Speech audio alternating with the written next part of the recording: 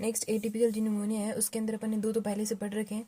कौन कौन से पढ़ लिए? एक तो पढ़ लिया ना क्लेमाइडिया वाला, दूसरा पढ़ लिया माइकोप्लाज्मा। आप तो थर्ड पढ़ रहे हैं इसके अंदर लीजियोनेला। तो ये क्या होता है कि ग्राम नेगेटिव होता है, प्रीडोमिनेंटली इंट्रासेलुलर ऑर्गेनिज्म होता है, ठीक है।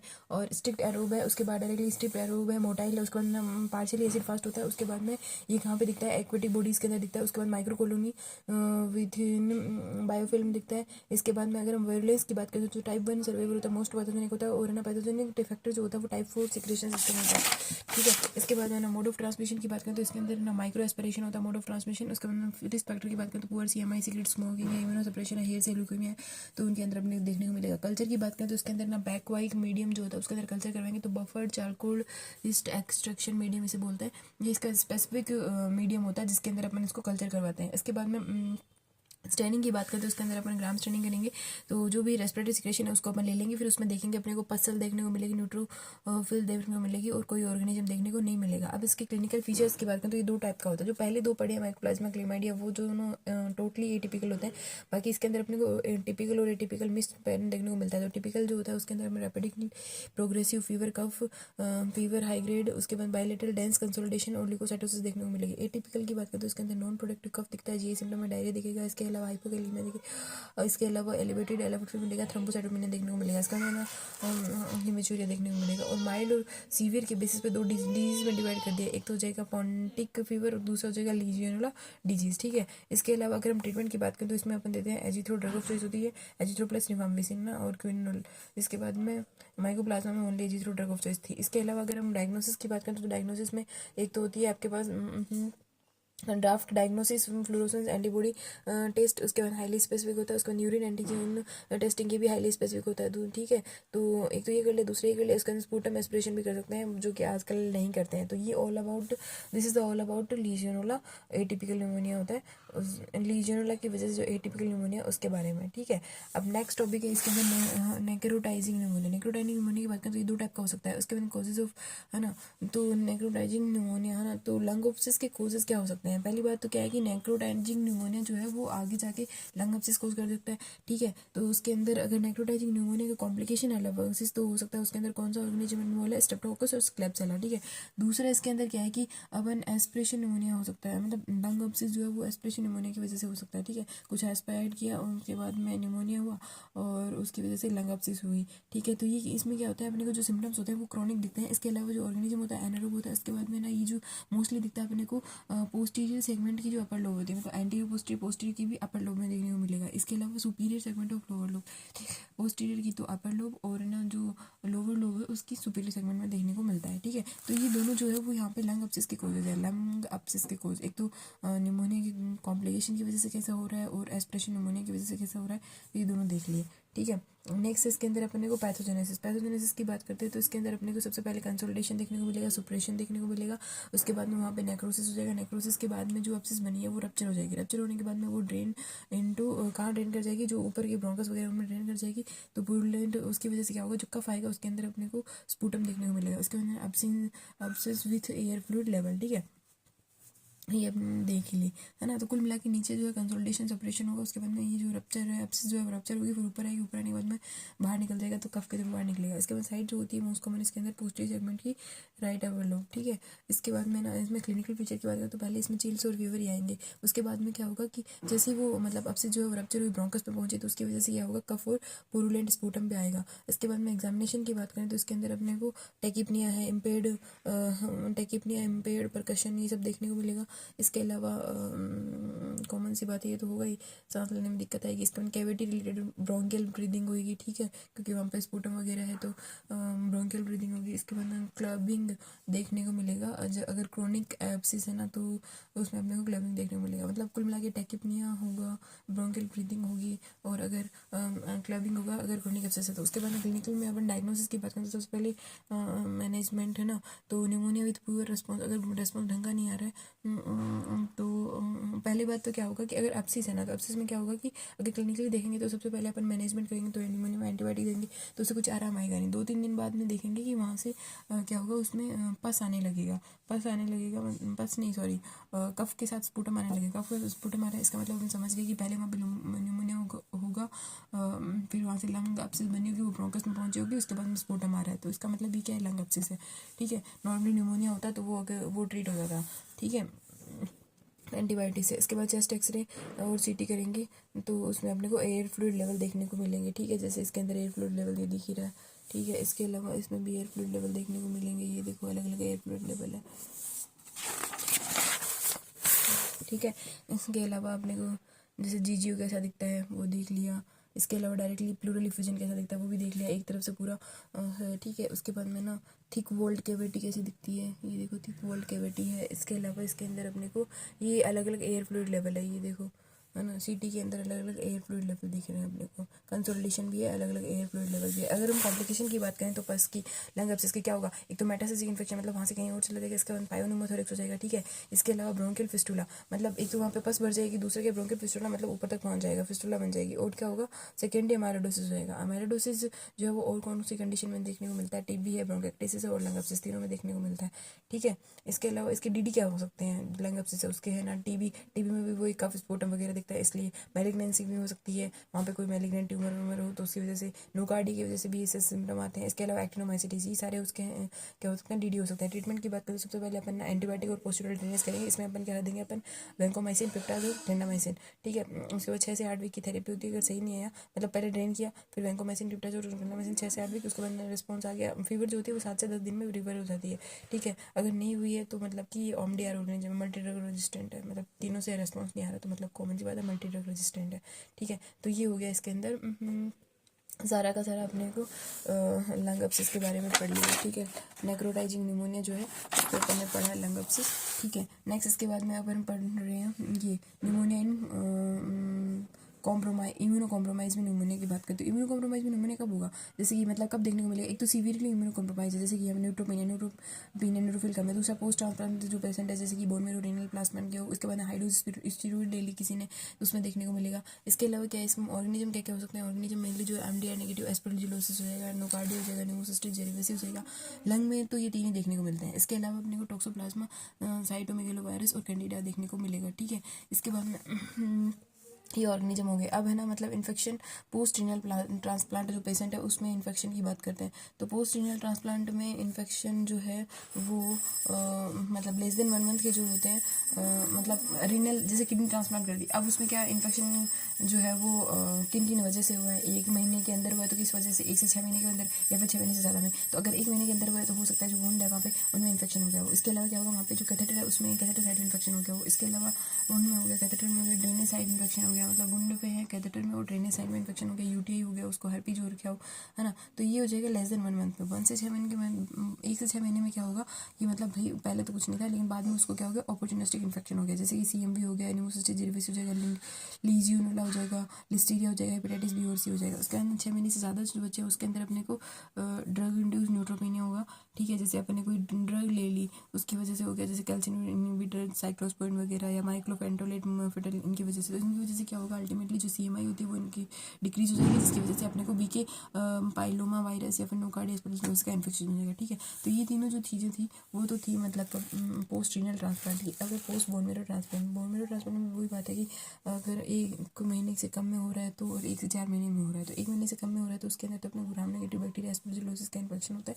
1 से 4 महीने के अंदर हो रहा है तो उसके अंदर अपने को सीएमवी, न्यूमोसिस्टिस जेरेविस और एस्परजिलोसिस, ये अपॉर्चुनिस्टिक इन्फेक्शन देखने को मिलता है। इसके अलावा अपन इन्फेक्शन बेस्ड ऑन ऑनसेट की बात करें तो एक्यूट ऑनसेट जो है ना 24 से 48 घंटे के अंदर अंदर होता है, उसमें बैक्टीरिया देखने को मिलता है। सब एक्यूट के अंदर वायरस, टीबी और फंगाई हो जाएगा। इसके अलावा अगर हम सीएमवी से रिलेटेड निमोनिया है तो उसके अंदर अपने को ओलिकुलर मैनिफेस्टेशन और ऑर्गेनोमेगल दिखेगी। इसके नोकार्डिया में न्यूरोलॉजिकल मैनिफेस्टेशन दिखेंगे, सूडोमोनास में इरिथेमा गैंग्रेनिज्म दिखेगा। ठीक है, तो ये अलग अलग बैक्टीरिया की वजह से निमोनिया और उसमें ये सब दिखेगा। नेक्स्ट टॉपिक है इसके अंदर अभी जो पढ़ा है उसमें अपने निमोनिया इन इम्यूनोकॉम्प्रोमाइज। नेक्स्ट टॉपिक है इसके अंदर एस्परजिलस निमोनिया। तो एस्परजिलस में क्या होता है कि जो एस्परजिलस जो होते हैं इसमें जो कोनिडिया स्पोर जो होते हैं ना वो मतलब कि अंदर चले जाते हैं। ठीक है,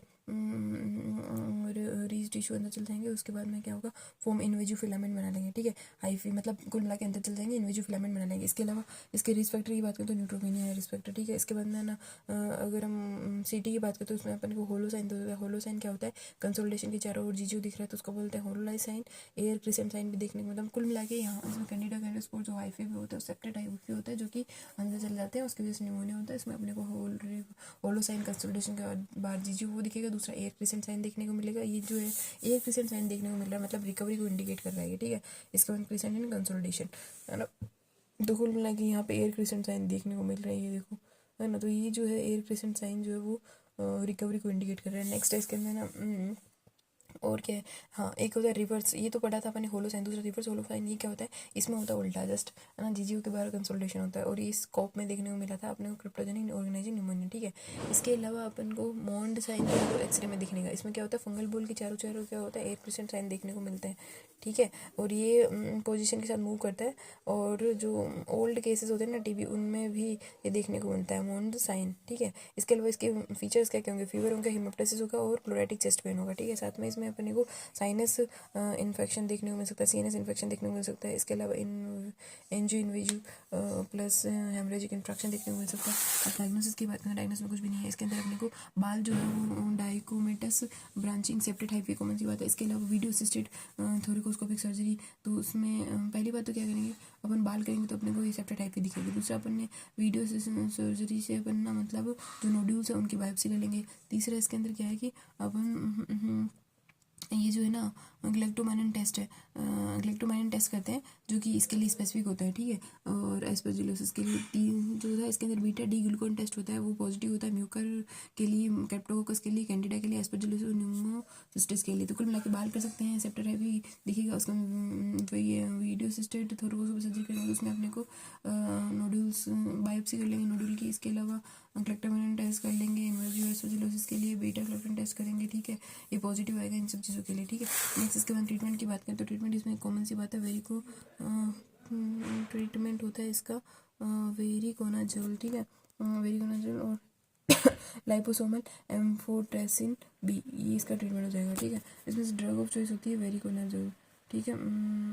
नेक्स्ट ड्रग ऑफ चॉइस हो जाएगी वेरिकोनाजोल। उसके बाद में ना फाइंडिंग की बात करें म्यूकोरमाइकोसिस में, अब एक तो ये तो जो थी एस्परजिलोसिस की फाइंडिंग थी, एक थोड़ी अलग है। इसके बाद में इसकी फाइंडिंग सीटी देखो, क्लिनिकल फीचर देख लिए, इसके सीटी साइन फाइन देख लिए, इसके अलावा इसका मैनेजमेंट देख लिया, ठीक है। उसके बाद में इसके ट्रीटमेंट भी देख लिया। इसके बाद है ना म्यूकोरमाइकोसिस की बात करें तो इसमें ये जो होता है म्यूकोरमाइकोसिस, इसमें इतना डिफरेंस है, वो जो सेप्टेड होता है ये ए सेप्टेड होता है। इसके अलावा ए सेप्टेड होता है, एंगल ब्रांचिंग देखने को मिलती है। इसके अलावा नेगेटिव ग्लेक्टोमाइनिन टेस्ट होता है, रेस्पॉन्स नहीं करता वेरिकोनाजोल से, तो अपन इसमें liposomal amphotericin B plus post करना चल देते हैं, लाइपोसोमल प्लस सर्जिकल डिब्राइडमेंट कर देंगे, ठीक है। नेक्स्ट इसके बाद में अगला न्यूमोनिया है, इसके अंदर न्यूमोसिस्टिक जिरहवेसिया इन्फेक्शन। न्यूमोसिस्टिक जिरहवेसिया इन्फेक्शन जो होता है फंगल इन्फेक्शन होता है, इसमें ये भी एचआईवी कॉम्प्रोमाइज में देखने को मिलता है। इसके बाद में क्लिनिकल फीचर में अपने को डिस्निया और हाइपोक्सिया देखने को मिलेगा।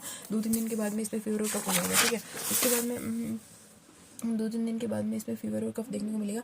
अब इसके डायग्नोसिस की बात करें, डायग्नोसिस में बस इतना सा है कि इसके अंदर अपने को बीटा डी ग्लूकोन टेस्ट जो होता है वो पॉजिटिव देखने को मिलता है। इसके अलावा beta D glucan test positive, LDH बढ़ा हुआ होगा। उसके अंदर बाल जो है उसमें माइक्रोस्कोपिक में बेस्ड मेथड होता है डायग्नोसिस का। इसके बाद है ना मतलब मेथामिन सिल्वर स्टेनिंग करेंगे अपन सिस्टिफॉर्म, हाँ तो ये फ्लोरोसिन कॉन्जुगेटेड मोनोक्लोनल एंटीबॉडी, ठीक है। पीसीआर गोल्ड स्टैंडर्ड होता है, चेस्ट एक्सरे भी कर सकते हो। तो कुल मिला के उनको बात इतना सा याद रखना, डायग्नोसिस में बीटा ग्लूकोन टेस्ट होता है पॉजिटिव होता है, एल्डेज बढ़ा हुआ होता है। इसके अलावा जो मेथोमेन सिल्वर स्टेन जो होता है वो मतलब कल्चर अपन मेथोमेन सिल्वर स्टेनिंग से अपन इसका कल्चर करके देख लेंगे, पीसीआर कर सकते हैं, चेस्ट एक्सरे कर सकते हैं, ये जीएमएस हो जाएगा, ठीक है। इसके बाद में ना मतलब कि फ्लोरोसिन कॉन्जुगेटेड मोनोक्लोनल एंटीबॉडीज हो जाएगी, ठीक है।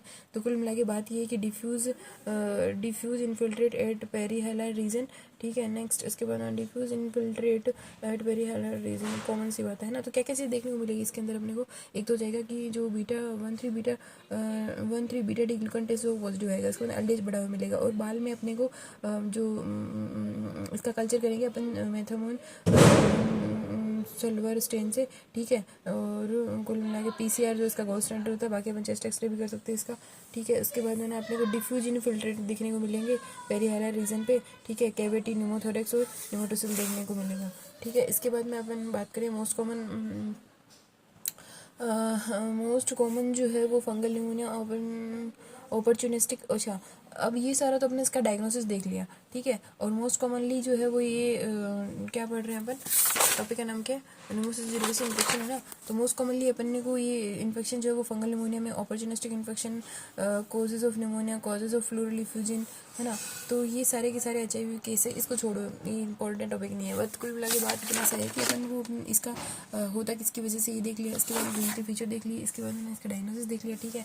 इसके बाद है ना ट्रीटमेंट जो है, अगर माइल्ड टू मॉडरेट है तो ओरल कोट्रिमाजोल दे दो, सीवियर है तो IV कोट्रिमाजोल दे दो। उसके बाद सेकंड लाइन की बात करें तो इसमें क्लिंडामाइसिन और प्रिमाकोविन, ठीक है। और सेकेंड लाइन और IV पेंटामाइन दे दो, ठीक है। तो कुल मिला के माइल्ड टू मॉडरेट, सीवियर और सेकंड लाइन देख ले। इसके बाद हाइपोक्सिया की बात करें तो इसमें जो हाइपोक्सिया जो होता है वो 70 से भी कम चला जाता है।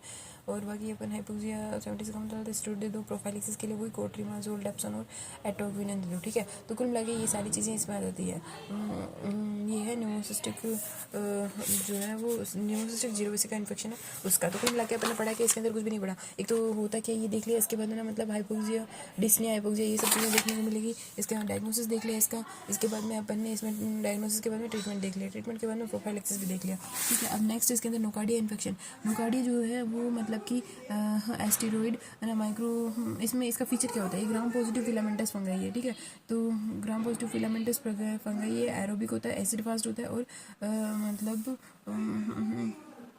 एरोबिक एसिड फास्ट और मतलब फिलामेंटेड माइसिला है, ठीक है। तो ये हो जाएगा ग्राम पॉजिटिव है, एरोबिक एसिड फास्ट और फिलामेंटेड माइसिला होगा, है ना। उसके बाद में ना जो एक्टिनोमाइसिटिस होती है वो नॉन एसिड फास्ट है, नॉन एरोबिक है, ठीक है। और non acid fast, non aerobic, और ना एक होता है रोडा का, ये होता है acid fast but not filamentous होता है, ठीक है। तो ये अलग है, याद रहे तो ठीक है। वरना ये जो नोकार्डिया होता है वो gram positive, aerobic, acid fast और फिलामेंटस माइसिला होती है, ठीक है। ट्रांसमिशन क्या होता है, कैसा होता है इसमें, मॉनिटरी, ठीक है। मोड ऑफ ट्रांसमिशन जो है इसके अंदर अपन मतलब कॉमन सी बात है कि इसमें होस्ट डिफेंस डिफेक्ट होता है, ठीक है। दूसरा क्या है, मोड ऑफ ट्रांसमिशन इंग्लेशन हो सकता है, इसके अलावा स्किन डिफेक्ट की वजह से भी अंदर जा सकता है, ठीक है। इसके अलावा क्लिनिकल मैनिफेस्टेशन जो होता है नोकार्डिया में ब्रेन के दिखते हैं अपने को, कभी कुछ ब्रेन एब्सेस, उसके बाद लंग में अपने को कैविटी नोड्यूल्स दिखेंगे, इसके बाद नोकार्डिया माइसिटोमा दिखेगा, ठीक है। कैविटी नोड्यूल, तो ये सारी चीज़ें आ जाएगी इसके अंदर। माइक्रोबायोलॉजिकल में इसमें ट्रांसमिशन कैसे होता है ये अपने ब्रेन में ये देख लिया, लंग में अपने को नोड्यूल्स और नोकार्डियल माइसिटोमा देखने को मिलता है। इसके अलावा ब्रेन एब्सेस हो जाएगी, ये हो जाएगा कैविटी नोड्यूल्स हो जाएंगे, ठीक है। इसके बाद में अपन डायग्नोसिस की बात करते हैं। तो डायग्नोसिस में इसमें अपने को क्या क्या देखने को मिलेगा, कुक्ड सेप्टम या पस, कुक्ड ब्रांचिंग, बेडेड फिलामेंटस और एसिड फास्ट और culture not done through slow grow, ठीक है। तो ये सब हो जाएगा। और ट्रीटमेंट में अपने को सल्फेडामाइड या मिनोसाइक्लिन, ये इसका ट्रीटमेंट हो जाएगा। तो कुल मिला के अपन ने ये देखा gram positive aerobic acid fast होता है, दूसरा इसमें इनहेलेशन या फिर थ्रू स्किन चला जाएगा, क्लिनिकल मैनिफेस्टेशन ब्रेन एब्सेस देखने को मिलेगी, लंग में कैविटी नोड्यूल या फिर नोकार्डिया माइसिटोमा देखने को मिलेगा। इसके अंदर ना स्पूटम का अपन एग्जामिनेशन करेंगे तो अपने को कुक्ड ब्रांचिंग, बेडेड फिलामेंटस जो है वो स्ट्रक्चर देखने को मिलेगी, एसिड फास्ट है और कल्चर जो है इसका नहीं कर पाएंगे, इसको सल्फोनामाइड और मिनोसाइक्लिन दे देंगे, अमिकासिन दे देंगे, ठीक है। तो ये ऑल अबाउट द नोकार्डिया, ये सारे के सारे एटिपिकल ऑर्गेनिज्म है जिसके थ्रू निमोनिया होता है।